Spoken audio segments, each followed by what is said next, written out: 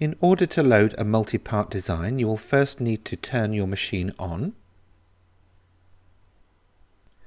and then press the Home key, confirming the next message by tapping the OK button.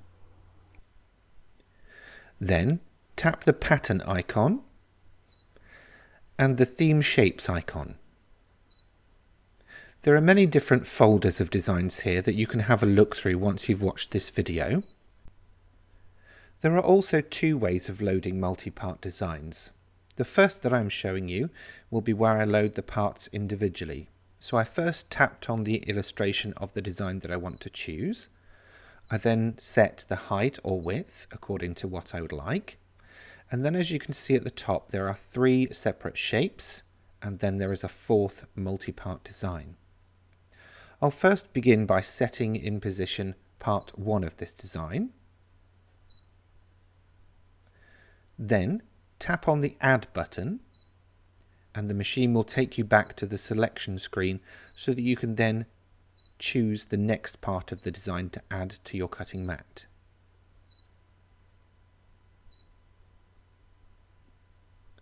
There you can now see the three parts of this design have been loaded up side by side.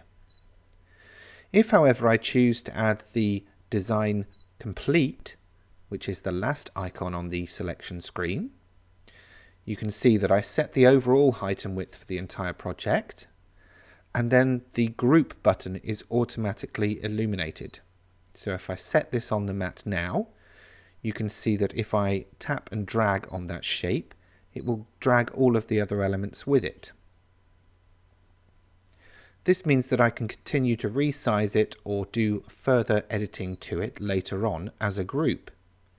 I can, however, turn the grouping off and then choose the individual elements with my selection tools, which will be covered in a later video.